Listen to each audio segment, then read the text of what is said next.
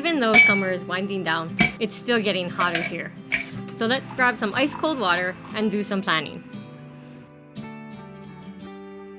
Hi, I'm Carrie from InvisArt Planners, and I talk about all things digital planning and stationery on this channel.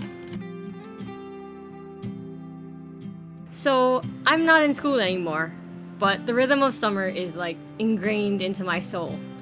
I did a lot of work across the season, but my planner went mostly ignored, and I only really kept up with the memory keeping pages like the monthly favorites. And since we're heading into autumn and the start of a new school year, I'm starting fresh and setting up my mid-year digital planners today. One is my weekly planner, and I'll use the other to keep track of my workouts. I'm still doing most of my project and content planning in Notion, and I've slowly been adding paper back into the planning mix. But I'll talk about that in an upcoming video. I really like the reset that a new mid-year planner provides. Plus, there are fewer missed blank pages to deal with in a new planner, which is something I really don't like about dated paper planners. It's a lot harder to get rid of those unused pages. But this is also a great time to set up a new planner if you're a student. So hopefully this video gives you some tips and ideas as you're setting up your planner. So let's jump right in. To start things off, we're going to close up this 2024 planner. I love doing this. It provides great closure and helps my mind settle into a new season. I've even considered quarterly planning instead of using yearly planners, whether they be annual or mid-year planners, but I'm still on the fence about it. I'd love to know what you think, so leave your thoughts in the comments. Do you prefer quarterly planners, half-year planners, annual planners? So the first thing that I'm doing is adding my favorite images from each month here on the main favorites page. I have an image of our pickleball paddles for May because I'm kind of obsessed with it right now, and we've been playing a lot. And for June, I'm using a picture of a sourdough loaf that we made because I've been learning how to make sourdough over the last couple months, and I can actually make edible bread now. I have so much more to learn about it, but at least these loaves aren't rocks like the first one turned out. Like I said earlier, the only spreads I've really been using this summer are my monthly favorites page. They're still my favorite planner pages. And maybe I should create a digital journal just for those pages with some space for journaling. But now that I'm thinking about it, I think I like having my monthly favorites bundled with my planner because the monthly and weekly pages give those favorites more context. The last thing I do to close up a planner is delete unused pages. I'm going to hang on to these monthly calendars and favorite pages in case I decide I want to come back and complete them later at the end of the year so that I have 2024 all in one place. By the way, did you know that you can tap, hold, and slide your finger to select multiple pages at once in GoodNotes like this?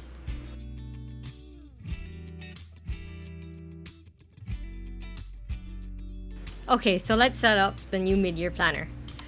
For weekly planning, I'm going to use our modular planner because I love the flexibility that the included widgets provide. And the pastel colors they always put me in a brighter mood. To add the planner to GoodNotes, open the PDF that's included when you buy the planner. Here I'm using the Files app. Tap on Let's Get Started and pick your weekly. I decided to use the Dashboard Weekly again instead of the grid because I use my weeklies just to get a general sense of what my days will look like and to keep track of any appointments or events. I'm not looking to be able to write down my priorities for each day or space for a to-do list because I do that on paper now. And then choose Monday or Sunday start. Tap on OK in the window that pops up. Safari or your default internet browser will open and click on Download in the window that appears.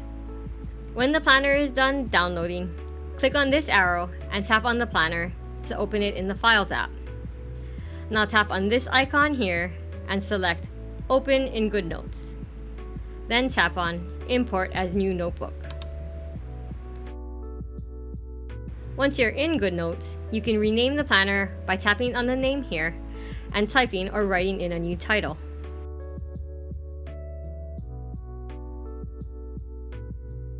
You can also add it to a folder, by holding down on the planner and dragging it into a folder. I don't normally fill in these first few pages right away, and I tend to fill them in as time goes on, and that helps setup go pretty quickly. I had done a small bit of planning and memory keeping in the old 2024 planner, so I moved those spreads over by selecting everything with the lasso tool and copying and pasting it into the new planner. I love these little sourdough stickers. I use them to track when I make a fresh loaf of bread. It's a 2-day process, and it's definitely taught me a thing or two about patience. But the hardest part is waiting those last 2 hours before the bread is done baking to cut it open and see how the loaf actually turned out. So let's set up a week in this planner, starting with the priorities. Actually, as I was setting this up, I got totally thrown off. I realized that the GoodNotes selection, or lasso tool, now changes the color palettes depending on what type of mark is selected. Selecting a highlighter pulls up the highlighter palette, text pulls up the text color palette, and the same for the pen tool. I'm not really sure when that changed. If you select multiple, like a highlighter, a pen mark, and type text all at once, it seems to prioritize the pen palette, and then the highlighter palette if no pen marks are selected. But this could change because earlier in the week, the highlighter palette was prioritized over the pen palette. I'm really not happy about this though. I wish GoodNotes had just one color palette shared by all of the tools, which is why I used to use the lasso tool to change colors. It always brought up the pen palette. I didn't want to spend the time setting up and changing 3 different color palettes every time I decided I wanted to try a new color scheme. So for now, to work around this update, I create little squiggles of colors with the pen tool and that color palette, and then I select it with the lasso tool and use the eyedropper to change colors for texts and highlights. It's not ideal, but it works for now. I plan the rest of the week like I've been doing all year. I removed the notes grid and pulled in a couple of favorite images from last week.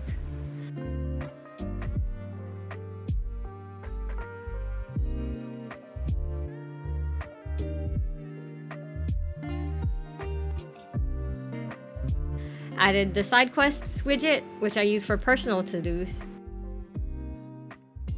And a quick tip, if you need help aligning widgets, stickers, or text, you can use the pen tool to create temporary guidelines.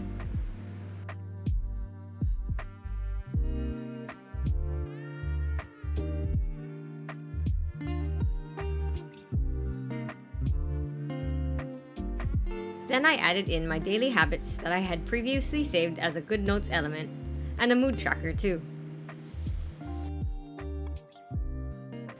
I filled in the to-do lists for work and home,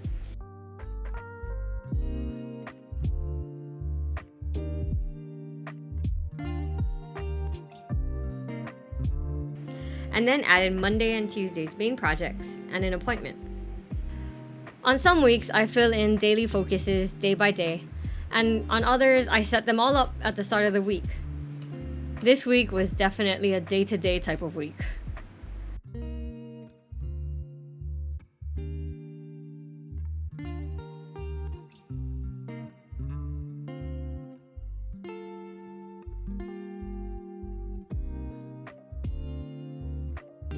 And then the last thing that I did was create a fun new sticker for the days that I play pickleball.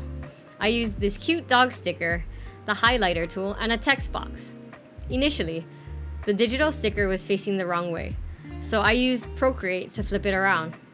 I go into more detail about how you can do that in this video here. As I mentioned earlier, I really wish that GoodNotes had one color palette for all of its tools. Drawing squiggles, constantly adjusting the lasso tool to select different things, and then having to use the eyedropper tool. It just isn't fun. I don't know. Would you prefer a shared color palette across the pen, highlighter, and text tools? Or do you prefer the separate palettes? Let me know in the comments.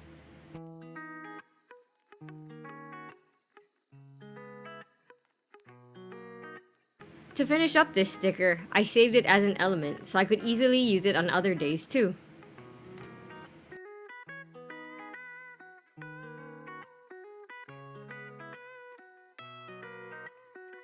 Okay, so to wrap things up, let's set up this workout planner. I started one earlier this year, but I didn't keep up with it. It was one of those New Year's resolutions gone south. So now seems like a good time to restart it.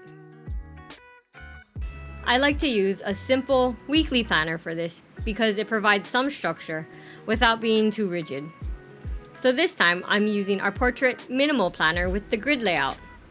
It's the most flexible weekly page that we have. But if you're looking for more structure, there are 3 other weekly options and a bunch of digital stickers included too.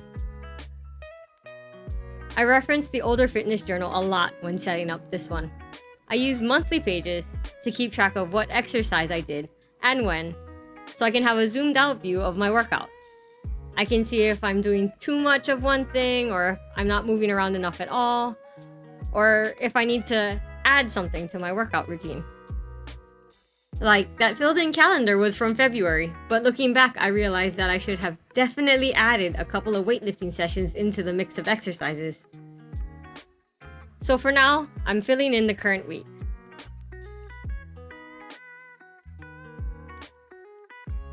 I was gonna use this same label sticker for tennis and pickleball in the new planner, but I mean, the one that I just made is so much cuter, so I'm using that instead.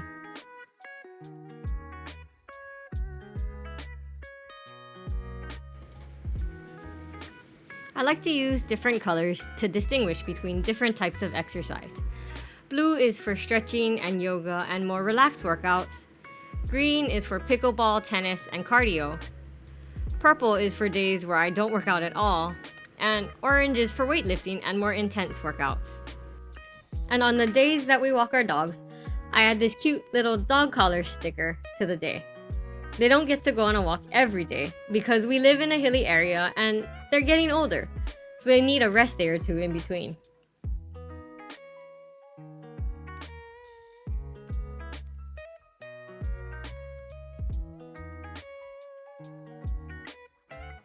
For the weekly pages, I like to keep a short list of priorities in this top corner, like meeting my protein minimum and stretching more. Then I add exercise notes to the daily grid. Sometimes I keep track of how long I worked out or what I did specifically, and other times I write about how I felt during the exercise.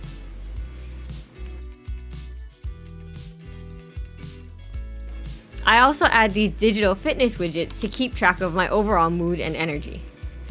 Each one matches the type of exercise I did that day.